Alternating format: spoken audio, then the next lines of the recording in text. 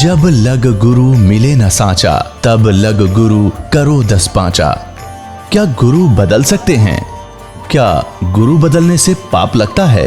अध्यात्म के इस मैदान में आखिर सही गुरु कौन है? गीता जी में वर्णित तत्वदर्शी संत कौन है? इन सभी प्रश्नों के उत्तर जानने के लिए अवश्य सुनिए जगत गुरु तत्वदर्शी संत रामपाल जी महाराज के मंगल प्रवचन। बोलो सतगुरुदेव की जय। बंदी छोड़ कबीर परमेश्वर जी की जय। बंदी छोड़ गरीबदास जी महाराज जी की जय। स्वामी रामदेवानंद जी गुरु महाराज जी की जय।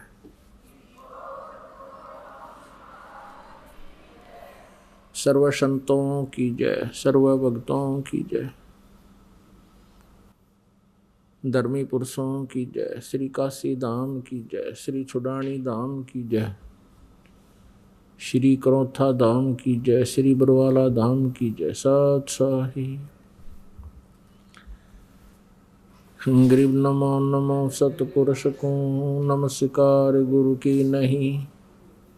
सुर नर मुनि जन साधुआ संतों सर्वस दी नहीं। सतगुरु साहेब संत सब दंडोतम प्रणाम। आगे पीछे मध्य हुए तिनको जा कुर्बान। नराकार निर्विषम काल जाल भय भंजनम। निर्लेपम निज निर्गुणम अकल अनुपवेशुंधुनम। सोहम सुरति समापतम सकल समाना नीरतलय उज्ज्वल हीरंबर हरदमम बेपरवाह अथाह है वार पार नहीं मध्यतम। गरीब जो सुन रहे सिद्ध होई ही गणनायक गलताना। करो अनुग्रह सोई पारस पद परवाना। आदि गणेश मनाऊं गणनायक देवन देवा। चरण कमल लो लाऊं आदंत करूं सेवा। परम शक्ति संगीतम रिद्धिदाता सोई। अवगत गुण अतीतम सत्पुरुष निर्मोही। जगदम्बा जगदीशम मंगल रूप मुरारी। तन मन अर्पों शेषम भक्ति मुक्ति भंडारी। सुर नर मुनि जन ध्यावें ब्रह्मा विष्णु महेशा। शेष शेष मुख गावें पूज्य आदि गणेशा। इंद्र कुबेर सरीखा वरुण धर्म राय ध्यावें। समर्थ जीवन जी का मन इच्छा फल पावें। 33 कोटि अधारा ध्यावें 88। उतरे भव जल पारा कट है यम की फांसी। 33 कोटि अधारा ध्यावें 88। उतरे भव जल पारा कट है यम की फांसी। सत साही कर जोरूं विनती करूं। धरूं चरण पर शीश। गुरु जी राम देवानंद जी महाराज ने दियो नाम बख्शीश। कोटि कोटि सिजदा करूं कोटि कोटि प्रणाम। चरण कमल में राखियो मैं बंदी जाम गुलाम। कुत्ता हूँ गुरुदेव का रामपाल दास का नाम। गले प्रेम की जेवड़ी जहाँ खेचो वहाँ जाऊं। तो करो तो बावड़ू दूर दूर करो तो जाऊं। जो राखो त्यों ही रहूं। जो देवो सो खाऊं। जय इब कै सतगुरु मिले। सब दुख आँखों रोए। चरणों ऊपर शीश धरूं। कहूँ जो कहनी हो। कबीर साईं मिलेंगे पूछेंगे कुशलात, आदि अंत की सब कहूँ, अपने दिल की बात। गुरु जी तुम ना भूलियो, चाहे लाख लोग मिल जाएं, हमसे तुमको बहुत है, तुमसे हमको नहीं। कबीर तुमरे विसारे क्या बने, मैं किसकी शरण में जाऊं। शिव बिरंच मुनि नारदा, तिनके हृदय न समाऊं। अब गुण किए तो बहुत किए, करत न मानी हारे। बावे बंदा बख्श दियो, बावे गर्दन उतारे। अब गुण मेरे बाप जी, बख्शो गरीब नवाज। जो मैं पूत कपूत हूँ, बोर पिता को लाज। मैं अपराधी जन्म का, नक्सिक भरे विकार। तुम दाता दुख भंजना, मेरी करो संभार। सूरत करो मम साइया, हम हैं भव जल माही। आप ही बह जाएंगे जो, तुम न पकड़ोगे बाँ। ए बंदी छोड़ दयाल जी, तुम तक हमारी दौड़े। जैसे काग जहाज का, अब सूजत और न ठोर। परम पिता परमात्मा परम पूज्य कबीर परमेश्वर जी, कबीर साहिब जी, हम सभी पुण्यात्माओं के जनक हैं। ये परमात्मा परम अक्षर ब्रह्म कहे जाते हैं। इन्हीं को सत्य पुरुष भी कहते हैं। सत्य पुरुष का अर्थ होता है अविनाशी परमात्मा,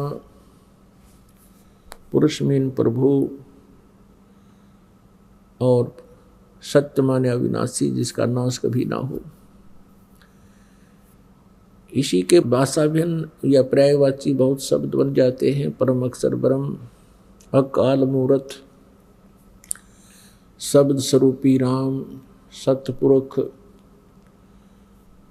ये वो परमात्मा है जो सब ब्रह्मांडों का रचनहार है, और जो बनारस में काशी शहर में, भारतवर्ष के काशी शहर के अंदर एक जुलाहे की भूमिका किया करते थे, जो धानक कहलाते थे। ये पूर्ण परमात्मा है, असंख्य ब्रह्मांड के स्वामी। पुण्यात्माओं, परमात्मा की पहचान कैसे की जा सकती है? परमात्मा की पहचान करने के लिए हमने जो आधार बना रखा था वो ये था, जैसे श्री कृष्ण जी ने मोरध्वज राजा के पुत्र ताम्रध्वज को आरे से दो भाग करवा के जो मृत्यु को प्राप्त हो गया था उसको जीवित कर दिया। जिस कारण से हमने भगवान श्री कृष्ण जी को सुप्रीम पावर मान लिया। इसको कहते हैं चमत्कार परिचय। पर्चा बोलते हैं इसको, पर्चा, परिचय भी शुद्ध हिंदी में परिचय कहते हैं, यानी पहचान प्रभु की। उन परिचयों में जो लक्षणों में से एक ये भी है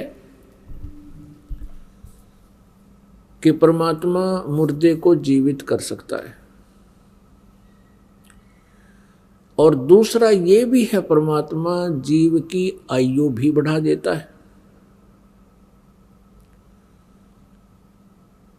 और इसके साथ साथ और भी बहुत से गुण हैं, लक्षण हैं, जिनसे परमात्मा की पहचान की जा सकती है। एक भगवान के गुणों में, लक्षणों में ये भी आता है कि वो निर्धन को धनी बना सकता है, रंक को राजा बना सकता है।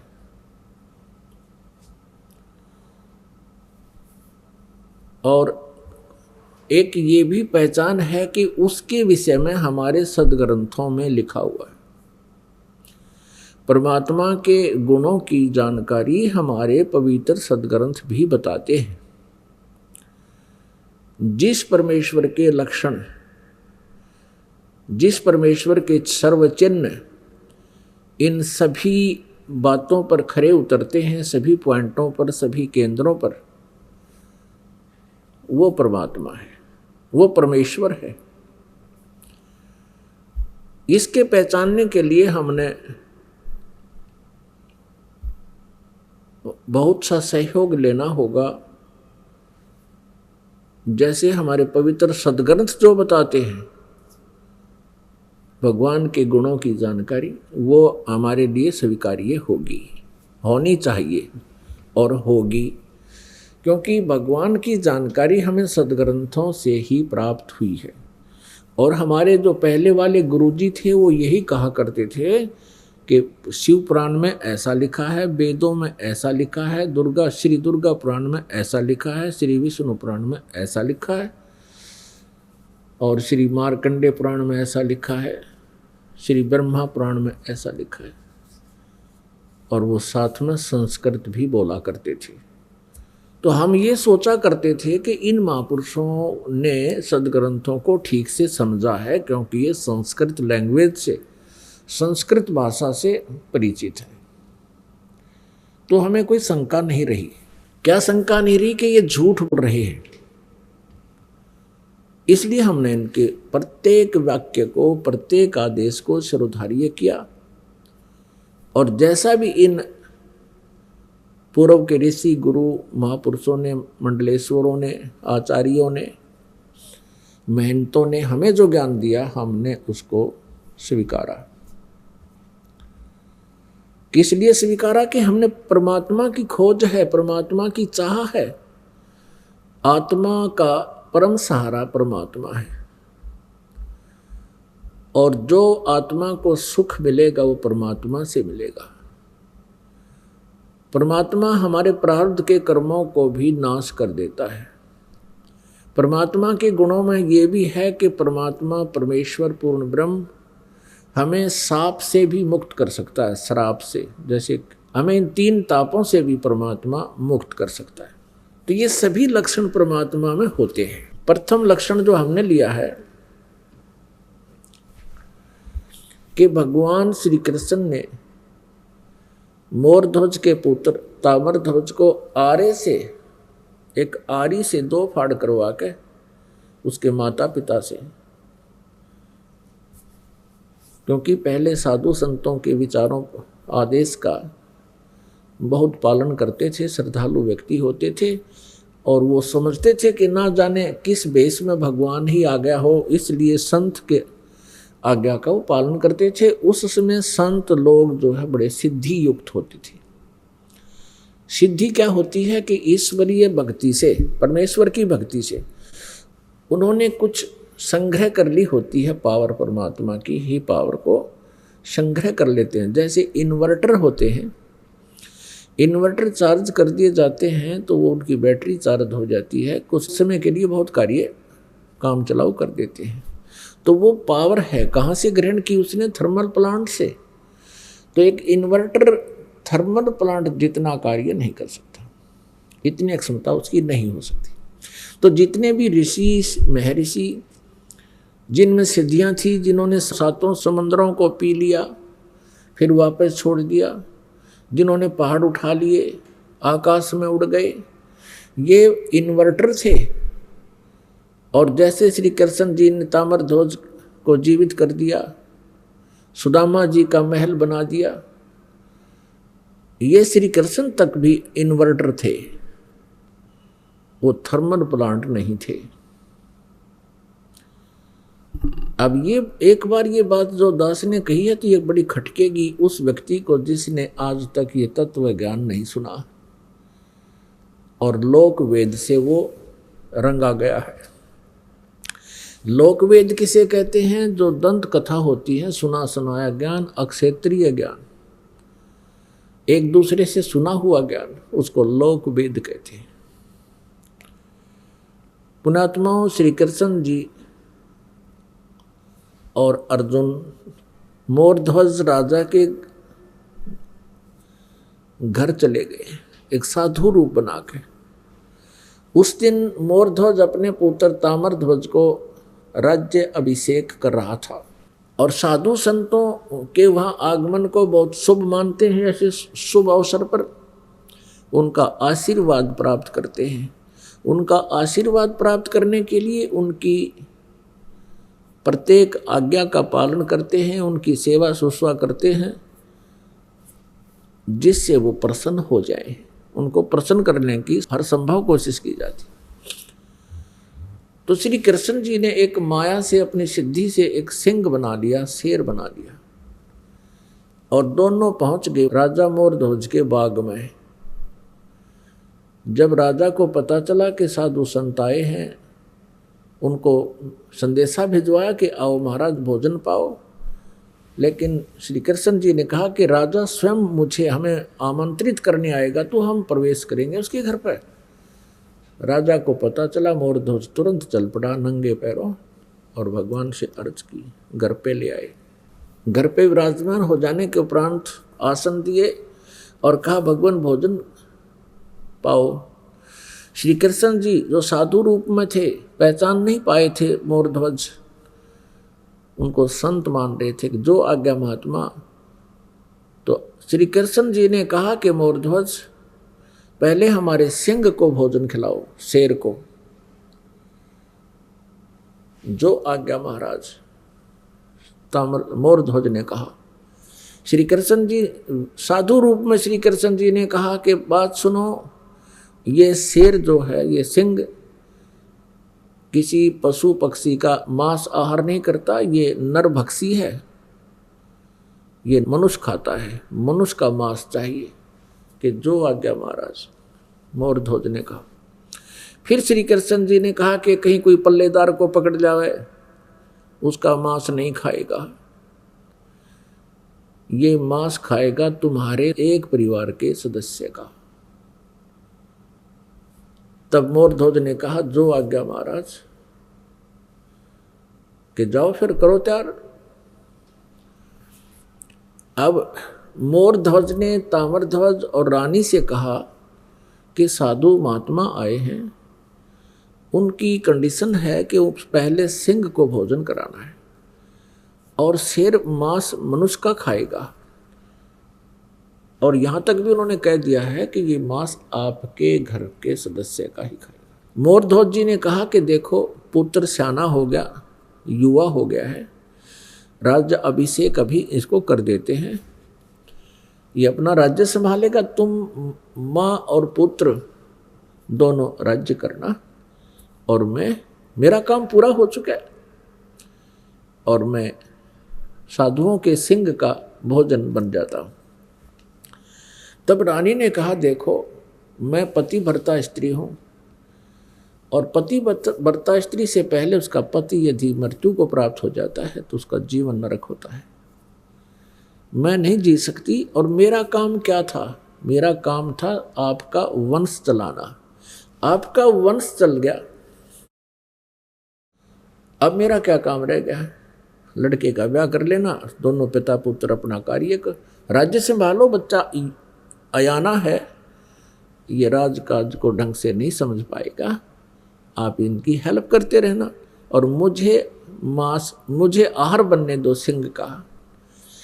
तब लड़का कहता है ताम्रध्वज के माता पिता, मैं माता पिता के ऋण से मुक्त नहीं हो पाया हूँ, अभी तक तो मेरी आपने सेवा ही सेवा की है, मैं तो आपकी कुछ सेवा कर नहीं सका, इसलिए मैं सिंह का आहार बनूंगा। आप मुझे पितृ ऋण से मुक्त होने दीजिए।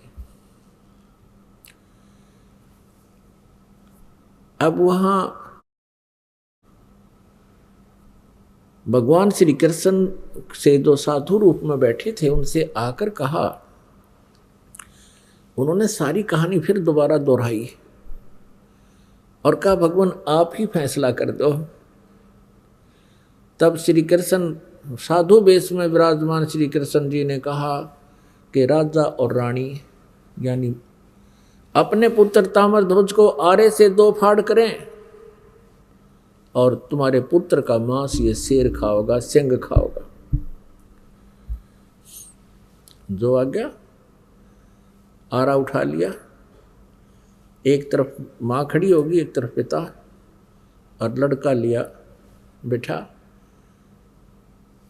और एक बात और कही कि यदि किसी के भी तुम्हारे आंसू आ गए, तीनों में से सिंह भोजन नहीं करेगा। अगली जो आ गया आपकी। तो जब वो चीरने लगे, कहा कि इसको 2 फाड़ कर दो। बायां लेफ्ट जो है पार्ट ऑफ बॉडी, बायां हिस्सा शरीर का शेर नहीं खाएगा, ये अपवित्र है। केवल दायां हिस्सा ही खाएगा। बाएं को फेंक देना, दाएं को उठाकर पकाओ, पकाना है। ये बात सुनकर के उस समय आरा चल रहा था। ताम्रध्वज की आंखों में आंसू आ गए।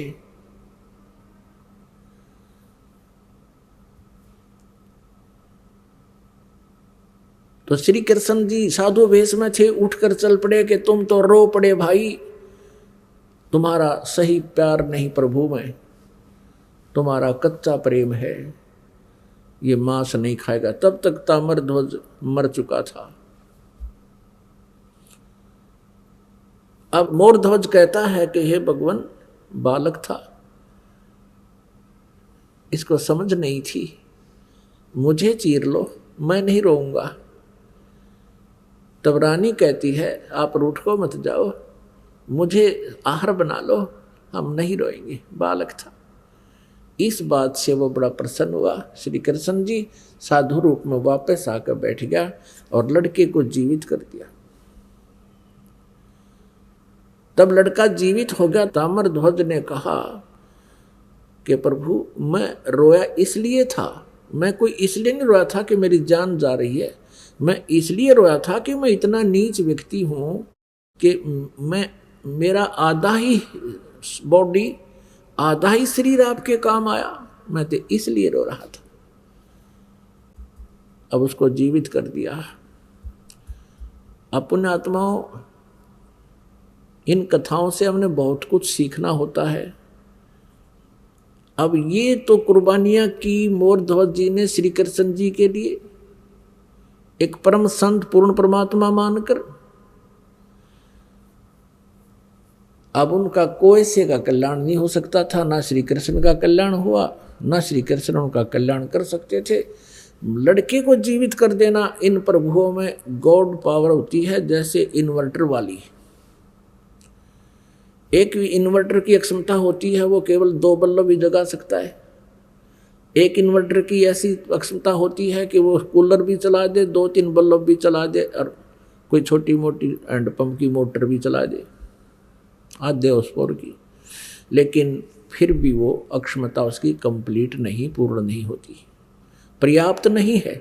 और थर्मल प्लांट से 3 फेज की लाइट चला दे, डूंडा ठा देते 10 हॉर्सपावर की मोटर हो और पूरे पंडाल में चमका दे। तो ऐसे अंतर है इन भगवानों में। अब यहाँ आप जी के लिए इसका एक निष्कर्ष निकाला है परमेश्वर कबीर जी ने। कहते हैं, महिमा की जय संत की, तन मन धन सब दे, सिर मांगे टाड़ा नहीं, मोर ध्वज लख ले। कि संत, जब परम संत तुम्हें मिल जाओ उस समय, उस संत की इतनी आदर सत्कार और आज्ञा का पालन करना। यदि सिर भी मांगे, नाटना नहीं, सिर मांगे टाला नहीं, मोर ध्वज लख ले, मोर ध्वज को देख लो। पुण्यात्माओं, अब अकाल गिर गया साधु संतों का इस कलयुग के इस पीरियड में। ये नकली, पाखंडी और डोंगी, इनका सत्कार हो गया है और इन्हीं का बोलबाला हो रहा है। इन्होंने बैठा दिया भक्ति का और भाव खत्म कर दिया भक्तों का। अब पुण्यात्माओं, इस लक्षण से हमने श्री कृष्ण जी को परमेश्वर मान रखा था कि उन्होंने मोर ध्वज के पुत्र ताम्र ध्वज को आरे से 2 फाड़ करवा के जीवित कर दिया। यही श्री कृष्ण जी अपने सगे भांजे अभिमन्यु को जीवित नहीं कर सके, जो महाभारत के युद्ध में चक्रव्यूह के अंदर मृत्यु को प्राप्त हो गया था। सुभद्रा रो रही थी, जो श्री कृष्ण जी की बहन थी, अर्जुन का ब्याही थी। सुभद्रा पुत्र था अभिमन्यु। 500 पांडव रो रहे थे, सुभद्रा रो रही थी, श्री कृष्ण रो रहा था और पांडवों का कुल नाश हो रहा था। श्री कृष्ण जीवित नहीं कर सके। वहां तो पंगा पा दिया, जाके खुद चरवा के जीवित कर दिया लड़का मोरध्वज का पुत्र, और वहां सुभद्रा पुत्र को श्री कृष्ण जीवित नहीं कर सके। तो परमेश्वर कबीर जी ने ये बताई है भिन्नता कि श्री कृष्ण जी उर्फ विष्णु जी, श्री कृष्ण जी विष्णु जी समझो, विष्णु जी के अवतार, उन्हीं की आत्मा यहाँ देवकी के गर्भ से उत्पन्न हुई थी। और ये केवल 4 भुजा के और 16 कला के भगवान हैं। इनके जो पिताजी हैं वो ब्रह्म है, शरपुरुष भी इसे कहते हैं। वो 1000 भुजा का भगवान है और उसकी 1000 ही कलाएं। तो इस प्रकार इनकी हॉर्स पावर समझो, ये हॉर्स पावर है, ये 16 हॉर्स पावर के हैं। इनका पिता 1000 हॉर्स पावर का है और अक्षर पुरुष है वो 10,000 हॉर्स पावर का है। और ये परम अक्षर पुरुष, सत्य पुरुष, ये इसकी हॉर्स पावरों की कोई गिनती को ना, असंख्य, अनलिमिटेड। तो जो कार्य पूर्ण परमात्मा कर सकता है, ये अपूर्ण भगवान नहीं कर सकते। जो कंप्लीट गॉड जो काम कर सकता है, इनकम्प्लीट गॉड नहीं कर सकते।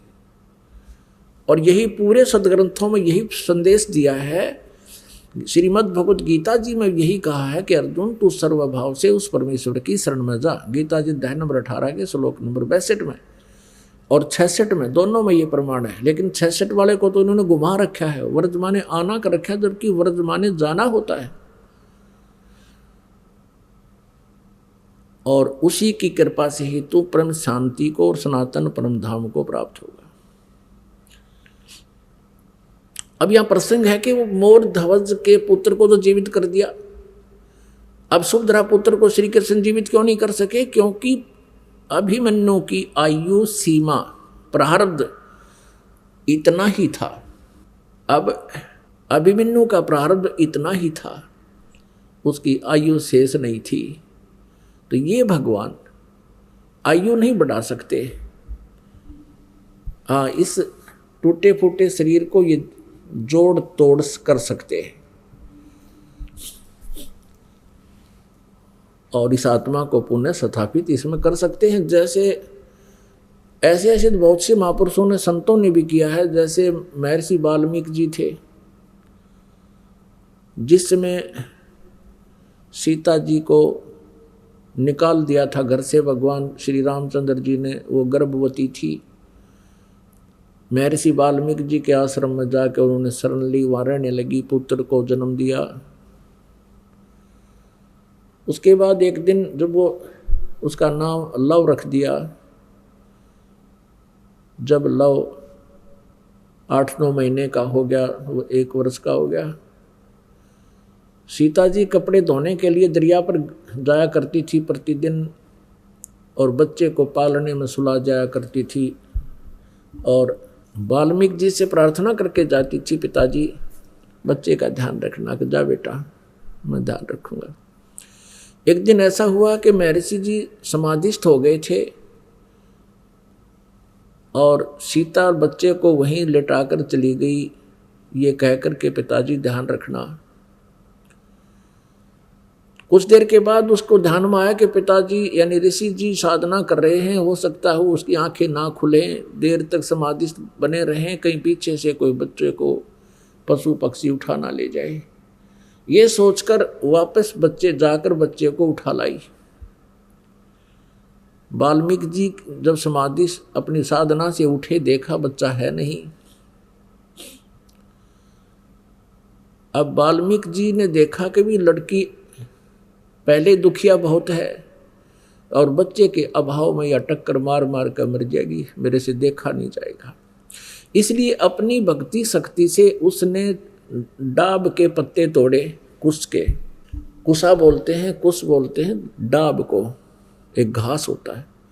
डाब के पत्ते तोड़े, उनको ऐसे मला और अपनी मंत्र शक्ति से और पुत्र एक लड़का बना दिया और वो लेटा दिया वहां पर 1 वर्ष की आयु का। अब सीता वापस आई, उसने पूछा पिताजी ये दूसरा लड़का किसका है? तब ऋषि जी ने देखा कि लड़की तो बच्चे को गोद में लिए हुए है। तब उसने कहा बेटी ये भी तेरा ही है।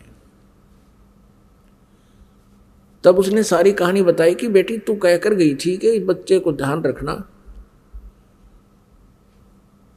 और प्रतिदिन कह के जाती थी, आज मैं देर से समाधि से उठा तो मैंने सोचा लड़की बच्चे को यहीं लेटा कर गई होगी और बच्चा नहीं है, कोई उठा ले गया होगा पक्षी पशु और बेटी रोएगी, इसलिए मैंने ये एक पुत्र तेरे लिए और अपनी सबद शक्ति से बना दिया।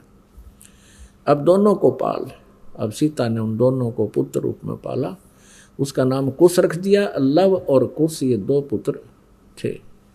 तो कहने का भाव यह है कि ऐसे चमत्कार जो होते हैं इनको बोलते हैं परिचय, इसको पर्चा बोलते हैं, चमत्कार बोलते हैं।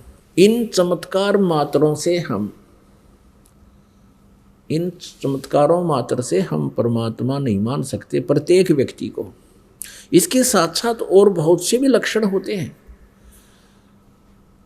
पुण्यात्मा, अब हम आपको परमेश्वर कबीर जी के विषय में जानकारी देंगे।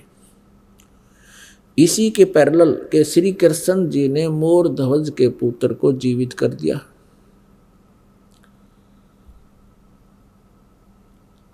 ताम्रध्वज को, लेकिन अभिमन्यु को जीवित नहीं कर सके।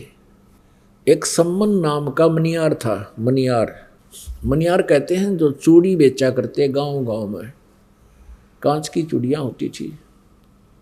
गांव गांव में नगर नगर में जाके वो बहनों को, माताओं को चूड़ियाँ पहनाया करते थे। एक दिन उन्होंने सत्संग सुन लिया परमेश्वर कबीर देव जी का,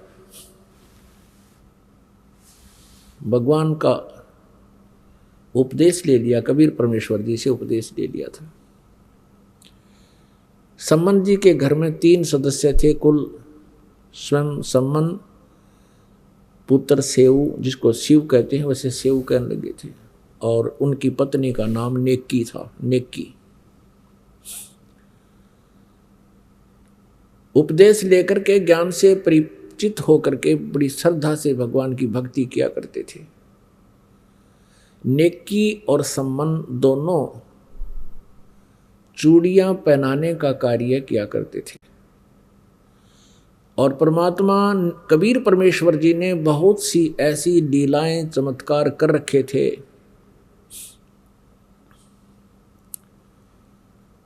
तो वो बताया करते थे, जहां भी चूड़ियां पहनाने जाते थे 1 पंथ 2 काज किया करते थे।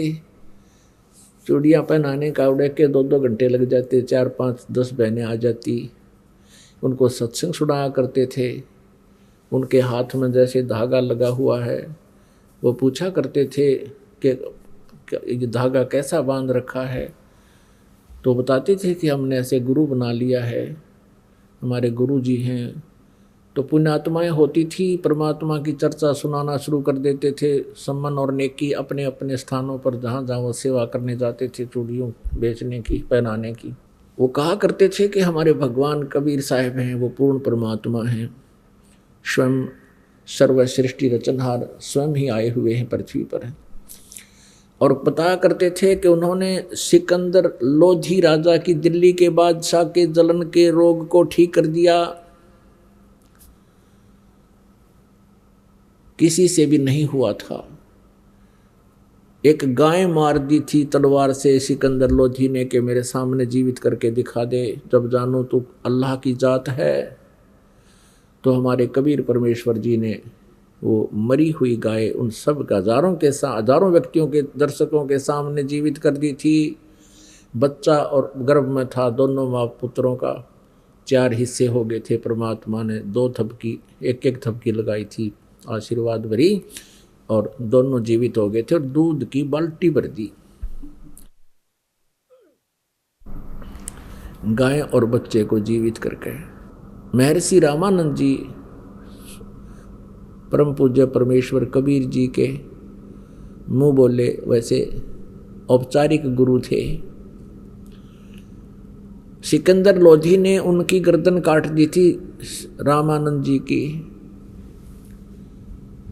और उनका प्रारब्ध परमात्मा कबीर जी ने बताया था कि ये प्रारब्ध ऐसा ही है। रामानंद जी की मृत्यु सिकंदर लोधी से ही होनी थी। उसके बाद परमात्मा ने रामानंद जी को जीवित कर दिया और आगे अपनी कृपा से उसका आयु बख्श दी। ऐसी ऐसी कथाएं सुनाया करते थे। एक शारदा नाम की ब्राह्मणी थी, उसने परमात्मा कबीर जी से उपदेश लिया था, उसका असाध्य रोग जो प्रारब्ध में लिखा था वो ठीक कर दिया। बड़े पहुंचे हुए परमात्मा संत हैं हमारे गुरु जी, ऐसे ऐसे वो कथाएं सुनाया करते थे।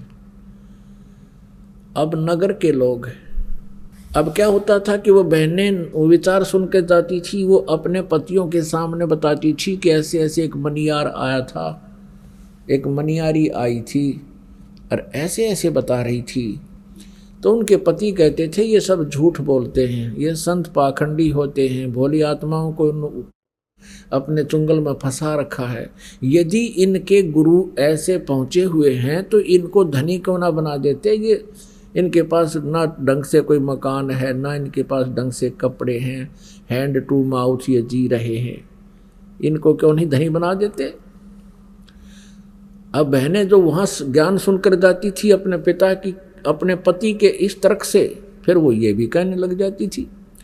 तो ऐसे दूसरी बार वहाँ चर्चा होती थी उन मनियार और मनियारी के द्वारा, तो वो ये तर्क देते थे कि भाई तुम बात तो करते हो बड़ी बड़ी, लेकिन तुम स्वयं भूखे मर रहे हो। कभी तो आटा उधारा ले जाते हो, कभी कुछ उधारा ले जाते हो, तुम्हें क्यों नहीं सेठ बना देता तुम्हारा गुरु। तो वो क्या कहते थे कि हम भगवान से मोक्ष मांगते हैं, हम यहाँ का धन नहीं मांगते। तो वो कहते हैं मोक्ष तो बाद की बात है, पहले तो रोटी भी तो चाहिए। तो उनकी जो कि संसार के विचारों में और भगत के विचारों में, जगत के विचारों में, भगत के विचारों में बहुत भिन्नता होती है, और इसी कारण से तालमेल नहीं बनता, विरोध बना रहता है। पुण्यात्माओं, अब परमात्मा की कई लीलाएं बतानी पड़ेंगी इसमें। एक समय एक शेख तकी नाम का सिकंदर लोधी दिल्ली के बादशाह का गुरु था, धार्मिक गुरु था। और जब उसको ये पता चला कि सिकंदर लोधी के जलन का रोग कबीर जी ने ठीक कर दिया, परमेश्वर कबीर जी ने, और सिकंदर लोधी ने बताया कि मैंने अपने हाथों से अपनी तलवार से स्वामी रामानंद जी को मार दिया था, कत्ल कर दिया था, उसका धड़ से अलग कर दी थी उनकी जो है गर्दन, और कबीर जी ने जीवित कर दिया। इस चीज को देख करके शेख तकी के मन में बहुत ईर्षा होगी कबीर जी के प्रति कि ये इतना प्रभाव जमा बैठा है राजा के दिल में, अब मेरी दाल गलेगी नहीं। और जब तक मैं कबीर जी को सिकंदर लोधी बादशाह के हृदय से नज़रों से नहीं गिरा दूंगा तब तक मेरी रीवैल्यू नहीं होगी। इस सोच से, इस दृष्टिकोण से उसने कबीर जी को नीचा दिखाने के लिए, एक दिन राजा काशी से आ रहा था सिकंदर लोधी, साथ में कबीर जी भी थे और शेख तकी भी थे। बनारस से दिल्ली लौटते समय एक दरिया के किनारे रात्रि में पड़ाव कर लिया था। अब शेख तकी ने कहा था, शेख तकी ने कहा कि राजन मैं इसको तब मानूंगा कबीर को कोई शक्ति युक्त है, मेरे सामने कोई मुर्दा जीवित करके दिखा दे। ये तो जादूगर है। सिकंदर आपने उनकी गर्दन काट दी, इसने तुरंत जीवित कर दी होगी। जब जानूं किसी मुर्दे को जीवित करके दिखाए तब मानूं मैं इसको, अन्यथा मैं सब मुसलमानों को कह दूंगा कि सिकंदर लोधी हिंदू बन गया है, इसने हिंदू गुरु बना लिया। इस बात का सिकंदर लोधी को पता था कि मुसलमान भोली श्रद्धालु मुसलमान जितने भी हैं वो शेख तकी के प्रत्येक आज्ञा का पालन करते हैं। इसने एक बार ये आग लगा दी तो तेरा राज्य नहीं रहेगा। चिंतित हुआ सिकंदर लोधी। तब परमेश्वर कबीर जी ने कारण पूछा तो कारण बताया कि ये शेख तकी ऐसे ऐसे कह रहा है भगवान, और ये सचमुच वहां दिल्ली में जाकर आग लगा देगा, सब मुसलमानों को मेरे विरोधी कर देगा, मेरे राज्य को खतरा हो जाएगा, मैं इसलिए चिंतित हूँ। ये कहता है कि एक मुर्दा कोई जीवित करे कबीर तब मैं मानूं। कबीर साहब ने कहा कि उसको कह दो कि एक मुर्दा ढूंढ लाओ कोई। अब कहने का भाव ये है पुण्यात्माओं के मालिक की रजा, क्योंकि वो अपने भक्त को टेंशन युक्त नहीं रहने देते कबीर परमेश्वर। सिकंदर लोधी को अत्यंत टेंशन होगी थी कि ये तो बात बिगड़गी, यो नहीं माना किसी तरह भी। बहुत कुछ समझाया था कि पीर जी देखो मेरे क्या हालत थी, मैं कितना दुखी था, जलन का रोग मुझे लगा हुआ था और मैं स्वस्थ हो गया। आप जी ने सब जंतर मंत्र कर लिए थे, सब वैद्यों को आपने बुला लिया था, मैं फिर भी स्वस्थ नहीं हुआ था। कबीर जी के आशीर्वाद मात्र से मैं स्वस्थ हो गया। अब मैं इसको कैसे हृदय से उतार दूं। शेख तकी की तो दूनी भौंट सुकड़गी, उनकी त्योड़ी पड़गी। ठीक है तो इसी को मान ले, अपना गुरु मान ले इसको, मैं कह दूंगा मुसलमानों को। अब इतनी टेंशन होगी राजा को कि भाई बात बिगड़गी। तब परमेश्वर ने कहा कि चलो। उसी समय लीला हुई। वो तो कहते सोच छिद्र मैं करूं अपने जन के काज, ऐसी हुई रजा दाता की कि कुछ कबीले ऐसे हैं वो न तो जमीन में गाड़ते मुर्दे को, न सहा करते, अग्नि में नहीं जलाते। वो क्या करते हैं, वो जल प्रवाह कर देते हैं। एक घास फूस का एक फ्लोटिंग बना करके एक बेड़ा सा तैरने वाला लकड़ियों का सूखा, और उसके ऊपर लिटा देते हैं सुसज्जित कपड़े कुपड़े साफ उनको उड़ाकर, और एक दीपक प्रज्वलित कर देते हैं और दरिया में अपने रीति रिवाज से उसको प्रवाह कर देते हैं। ऐसे जल प्रवाह किया हुआ एक मुर्दा आ रहा था। 12-13 वर्ष की आयु का शरीर था उस बच्चे का। अब सुबह सुबह सभी खड़े थे, कोई नहा रहा था, कोई भोजन बना रहा था। किसी ने देखा कि मुर्दा आ रहा है तो शेख तकी ने कहा कि बुला ले तेरे कबीर को, कर दे मुर्दे को जिंदा। अब कबीर परमेश्वर जी ने कहा कि शेख तकी पहले आप प्रयत्न करो, कहीं बाद में ये कहे कि मैं भी कर देता इसको। शेख तकी ने किए जंतर मंतर, वो मुर्दा चला गया 2-3 फरलांग यानी 1800 फुट डाउन स्ट्रीम में, नीचे को जल बह रहा था उधर को। तब शेख तकी ने कहा कि ये चाहता था कबीर जी कि मेरे सिर से बला टल जाए, मुर्दे कभी जिंदे होते हैं, वो तो कयामत के समय होंगे। तब परमेश्वर कबीर जी ने कहा कि ठीक है। ऐसे इशारा किया था मालिक ने उस मुर्दे को जो जा रहा था नु बह करके, उसको ऐसे कर दिया, वो वापस चल पड़ा जैसे इंजन वाली नौका वापस चल पड़ती है दरिया के फलों के विपरीत, बहाव के विपरीत। ऐसे अप स्ट्रीम को और आ गया और वहां आकर के रुक गया जहां कबीर परमेश्वर विराजमान थे, खड़े थे, आए है उपस्थित थे। मुर्दा ऐसे ऊपर रुका हुआ है जैसे नौका हो और नीचे से दरिया की तरंगें बह रही हैं, लहरें। तब परमेश्वर ने कहा कि हे जीवात्मा, कबीर परमेश्वर जी ने कहा कि हे जीवात्मा जहां भी है कबीर हुक्म से इसमें प्रवेश कर, मुर्दे मर वापस आ जा तू। एकदम वहीं से वो आत्मा वापस प्रवेश हुई और वो लड़का जीवित होकर के बाहर आके परमेश्वर कबीर जी के चरणों में दंडवत प्रणाम किया। बोलो बंदी छोड़ कबीर साहेब की जय हो।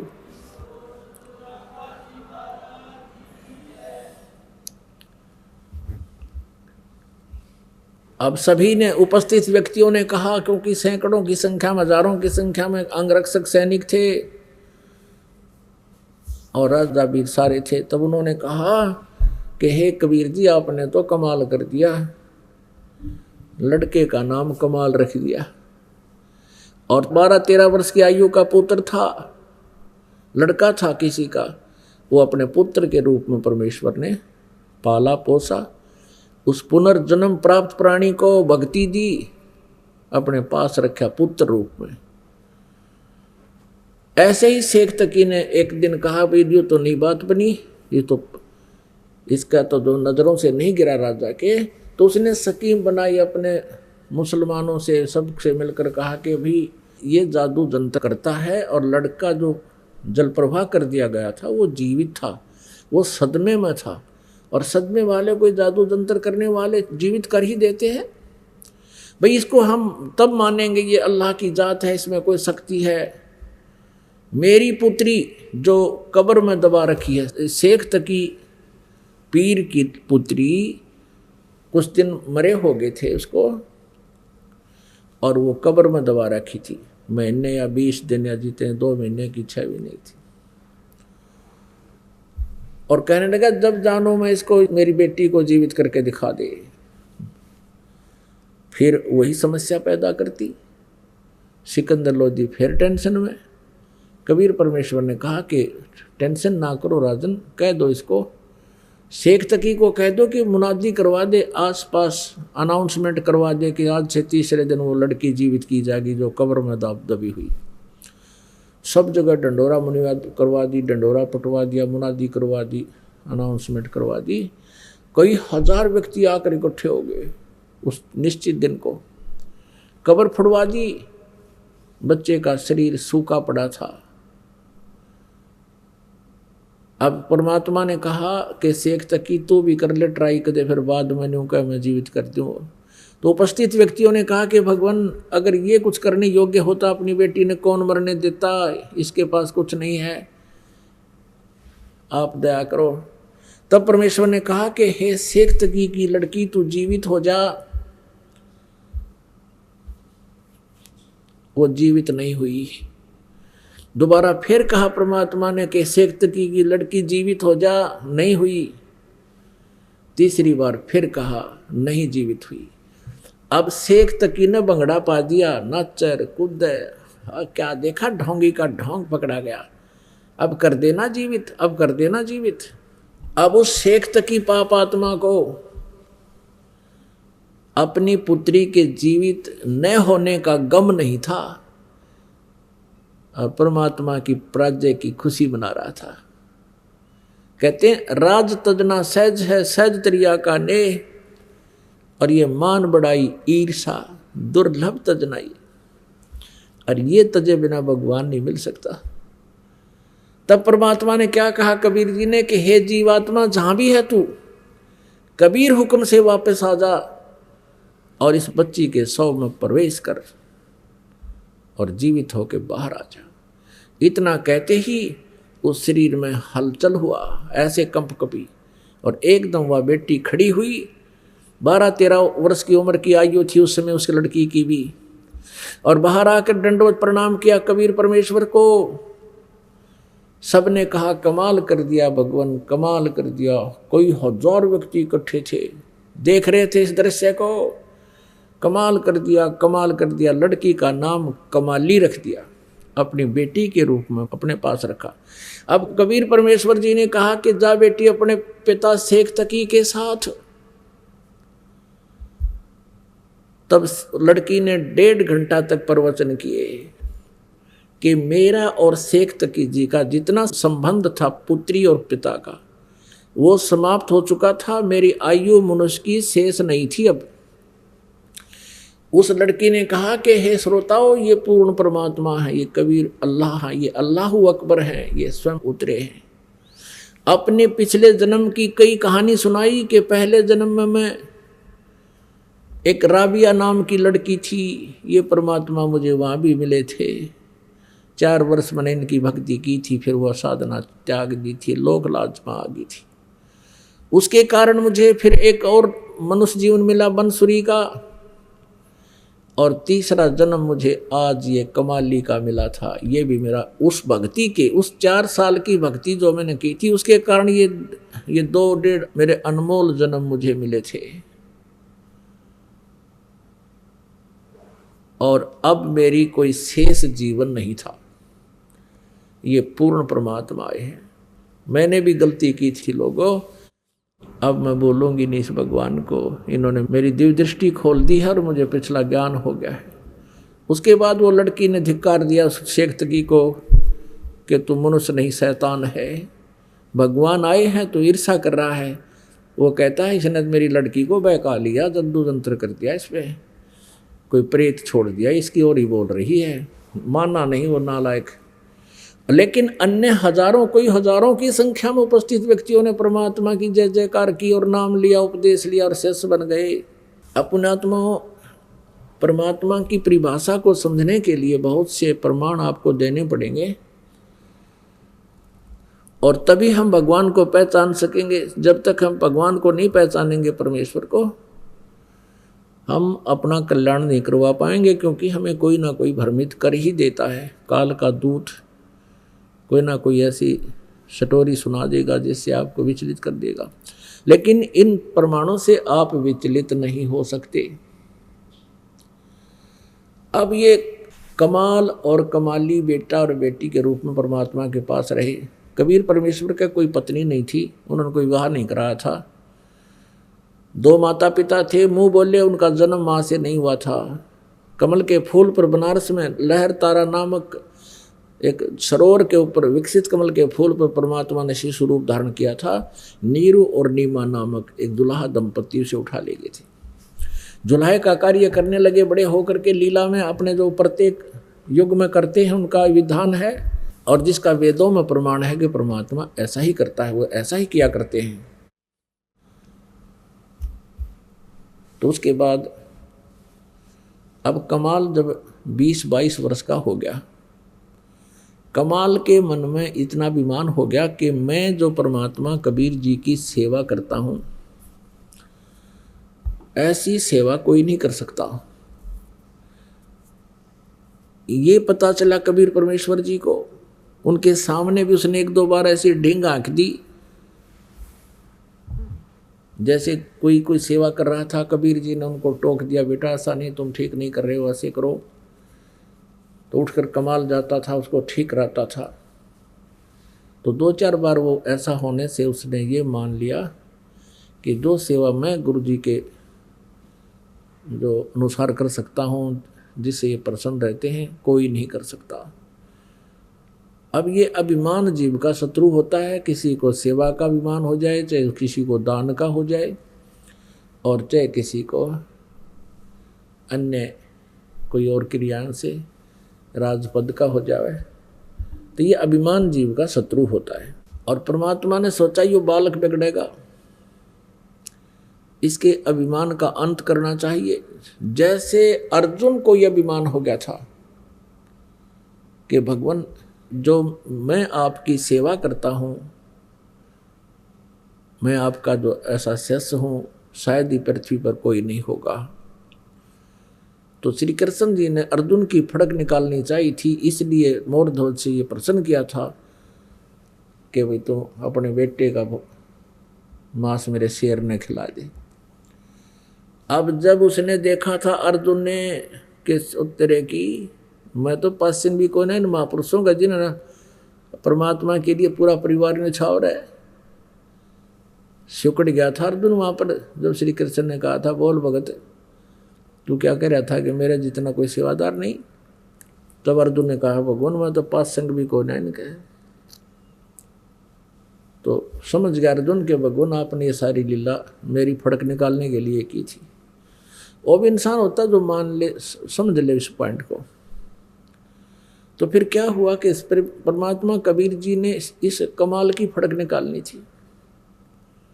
बहुत बार संदेश भी किया बेटा सेवा तो सभी भक्त करते हैं, कुछ लोग दिखावा गणा कर देते हैं, कुछ ना करते हैं। तो फिर भी वो कहता था नहीं जी मेरे जैसी सेवा आपकी इनसे बन नहीं पाएगी, मैं तो आपकी हर क्रिया से परिचित हूँगा। परमात्मा बोले भाई ठीक है। एक दिन भगवान कबीर परमेश्वर जी ने कहा कि अभी मैं भक्तों के या घरों पर चलेंगे कि दूर संभाल के आते हैं अपनी फसल को। कौन कौन चलेगा? एक तो बाजीद जी और एक कमाल। कमाल कहने लगा महाराज जी मैं तो आपके साथ अवश्य चलूँगा, आपकी सुविधाओं का सब ध्यान थोड़े रख सकते हैं। परमात्मा कबीर परमेश्वर जी बोले ठीक है बेटा चलो। अब वो फरीद जी ना वो वाजिद जी जिसने राज त्याग दिया था, मुसलमान थे वह, और जंगल में जाकर बैठ गए थे। वहाँ भी परमात्मा उनको मिले थे बेटा। घर त्यागने से, राज त्यागने से और जंगल में कुटी बना लेने से परमात्मा प्राप्ति, अल्लाह प्राप्ति नहीं होगी। जब तक आपकी साधना ठीक ना होगी तब परमेश्वर ने उनको ज्ञान दिया था। उसके बाद वो मालिक के पास आ जाते थे, सत्संग सुनते थे और फिर अपनी कुटिया में चले जाते थे।